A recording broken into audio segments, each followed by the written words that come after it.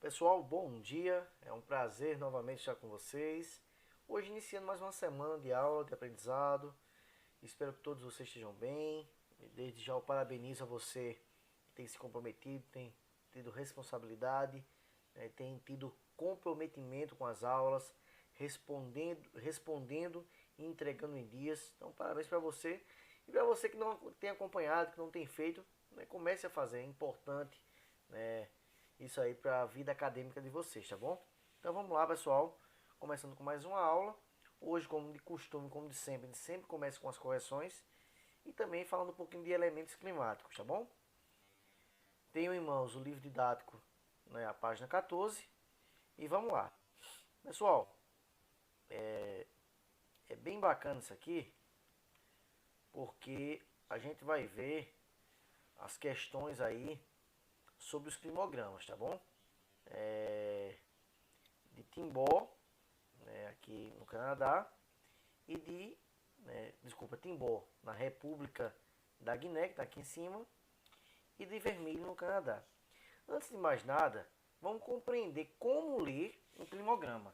Aí eu vou mostrar para vocês, acompanha aí, eu estou com esse laserzinho aqui, e vou mostrar para vocês. Primeiro, pessoal, essa linha aqui que sobe, olha, essa linha vermelha, é a temperatura, que se dá mês a mês. Como assim, professor? Olha aqui, por exemplo, esse pontinho aqui está próximo aí de menos 20 graus Celsius.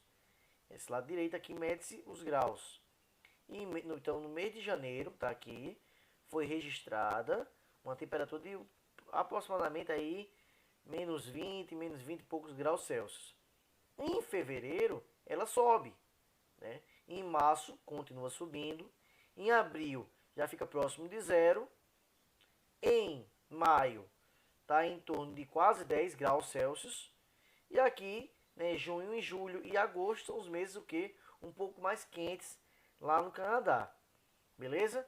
Com relação às chuvas, chove bastante pouco, A gente vê aí, janeiro choveu muito pouco, fevereiro, os meses que mais chove é junho, julho, agosto e setembro. Tá bom? Isso aqui no Canadá. Já em Timbó, pessoal, vejam que a temperatura permanece praticamente constante. Ela tem uma pequena variação nos meses que chove mais, mas aí a média aí é uma temperatura mais estável, um pouco mais aí de em torno de 10 graus, 10 desculpa, 10 graus Celsius. E a chuva é um pouco mais constante, e bem maior com relação a Vermelho no Canadá. Então a gente consegue analisar aí um pouquinho desses climas nessas duas cidades aí. Pessoal, primeira questão. Você vai analisar os climogramas como eu fiz, é uma breve análise, e vai responder. Olha, quais são os meses mais quentes do ano em Vermelho, no Canadá? Então a gente vai aqui, olha, pegar aqui o lápis, a caneta. Vamos lá, quais são os meses mais quentes em Vermelho? Então são esses meses aqui, olha. São os meses mais quentes. Que mês é esse? Junho, julho e agosto. Então poderia ser julho e agosto ou junho, julho e agosto. Quem fez aí, acertou.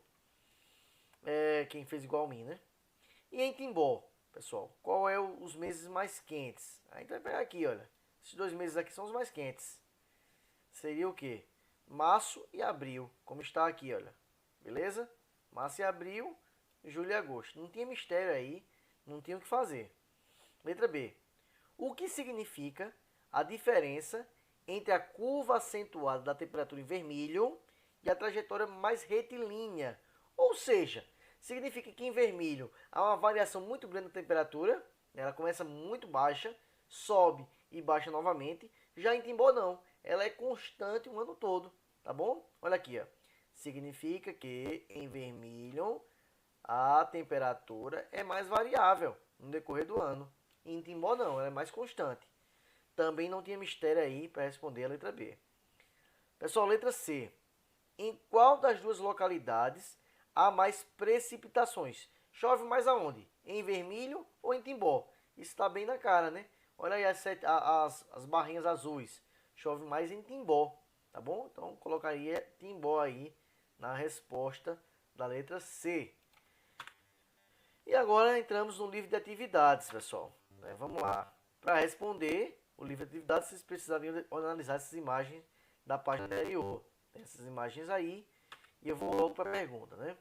Os quadros e a imagem assinalados pelos números 1, 2 e 3, o que é isso? Vou voltar para vocês aqui, ó. Número 1, número 2, estou grifando aqui, e o número 3, beleza? Sugere a influência predominante de um dos fatores que interferem no comportamento das temperaturas. Então, quais são os fatores? Então, vamos lá, pessoal. Aqui mostra a previsão de temperaturas entre duas capitais, Aracaju e Cuiabá. E aqui mostra a temperatura máxima, mínima e amplitude térmica, variação. Então, pessoal, isso quer mostrar o que? A variação térmica. Uma é 7 graus Celsius de variação, a outra é 11 graus Celsius. Que fator interfere nisso? Pessoal, isso aí sabe o que é? É a maritimidade e a continentalidade. Por quê? Se você analisar esse mapa aqui, você vai ver que Cuiabá está longe do oceano. E Aracaju não, está no oceano, próximo ao oceano, litorânea. Ou seja, em Aracaju sofre a influência da maritimidade, em Cuiabá não sofre a influência da maritimidade. Então, ou seja, o número 1 aqui será colocado aqui em maritimidade e continentalidade. Vamos para o próximo, o segundo. Finas geadas sobre a superfície de um parque nacional no limite entre estados do Rio de Janeiro e de Minas Gerais. Tem que saber que tipo de lugar é esse. Mas já dá para entender. Rio de Janeiro e Minas Gerais são lugares tropicais, lugares quentes. Como é que está nevando no Rio de Janeiro e em Minas Gerais? É devido a qual fator? Fator altitude. Deve ser um local aí bastante elevado que pode ocorrer esse tipo de fenômeno aí, que são as geadas e neves, beleza? Então o fator aqui do 2 é a altitude. Então, número 2, aqui a altitude. Onde tem altitude, coloca o número 2. E pessoal, o último, né? Aqui, olha, previsão do tempo. Aí mostra Florianópolis. Vamos achar Florianópolis. Está aqui. E mostra Fortaleza. Pessoal, analisando aí direitinho, as duas cidades são litorâneas. Tanto Fortaleza como Florianópolis. Então não pode ser maritimidade e continentalidade. Porque as duas sofrem o mesmo tipo de influência, que é a maritimidade. Mas vejam só, em Florianópolis a temperatura é um pouco menor. Por quê? Devido à distância da linha do Equador. Olha aqui a linha do Equador. Olha. Cidades mais próximas da linha do Equador, como é o caso de Fortaleza, é um pouco mais quentes, tá certo? Então a influência aí é latitude. Aqui, ó, latitude, proximidade com a linha do Equador. Então aí finalizamos a correção. Foi um pouco mais demorada para vocês entenderem direitinho como é que funciona isso aí. Vou pegar agora o laser para vocês acompanhando aí a leitura. Pessoal, elementos climáticos, né? Nós temos a pressão atmosférica, que que é a densidade do ar, tá certo? É a densidade, é o peso do ar. Isso é a pressão, tá certo? A pressão atmosférica é o peso, é a densidade do ar. Então vamos lá. Quanto mais perto estivermos do nível do mar, né, maior será a densidade do ar. Então o ar é mais pesado em lugares mais próximos do nível do mar, tá bom? Em altitudes menores. Tem uma maior concentração de gases, como é o caso do oxigênio, tá bom? Então a pressão ela é maior mais embaixo, né, em lugares mais baixos. Lugares mais altos, mais elevados, tem uma menor pressão atmosférica. Outra coisa, né? Quanto maior a temperatura, tá aqui, olha, menor será a pressão atmosférica. Então, enquanto menor a temperatura, maior será a pressão atmosférica. Então, ou seja, em lugares muito frios, maior será a pressão atmosférica. Em lugares menos frios, menor será essa pressão. Então, isso é importante para vocês analisarem e destacarem isso aí. Então, pressão atmosférica nada mais é que o peso do ar. Pessoal, continuando, aqui embaixo, né? As áreas de alta pressão ocasionam movimentação de grandes porções de ar em direção às áreas de menor pressão, caracterizando a circulação horizontal do ar na atmosfera terrestre. No sentido vertical, próximo à superfície, o ar em regiões mais quentes é mais leve e por isso tende a subir para as camadas mais elevadas da troposfera. E o ar mais denso, das regiões mais frias, ocupa o lugar do ar mais quente. Então há uma circulação, tá certo? Lugar mais frio, o ar é mais pesado. Lugar mais quente, o ar é mais leve. Então ele vai fazendo esse papel aí de alta pressão e de baixa pressão, como vocês podem analisar aqui na imagem, beleza? O ar mais frio desce, o ar mais quente ele sobe. Por quê? Porque nós temos uma alta pressão devido ao frio e uma baixa pressão devido ao calor. Então ocorre essa questão aí de circulação atmosférica do ar. Outro elemento extremamente importante, pessoal, é a umidade, tá certo? Pessoal, nos planetas que se compõem o sistema solar, a Terra ela é bastante peculiar porque apresenta água, né, que é extremamente essencial para que haja vida, e apresenta essa água em 3 estados. Tá? Aqui, olha, eu destaquei o sólido, o líquido e o gasoso. Então, em qualquer lugar, em maior ou menor quantidade, o vapor de água ele tem em todos os lugares e é de extrema importância. É ele que vai gerar umidade. É esse vapor de água. Olha aqui, somente na Terra há o vapor de água. Geleiras nas altas altitudes e altitudes e imensos corpos de água como os oceanos. Então a concentração, a quantidade desse vapor de água, né, é o que chamamos de umidade. Beleza? A umidade é extremamente importante. A gente vai ver um pouquinho agora. A umidade, pessoal, exerce ainda papel importante na ocorrência das chuvas. Então, quem participa diretamente para que haja precipitações, que são chuvas, é justamente a umidade relativa do ar.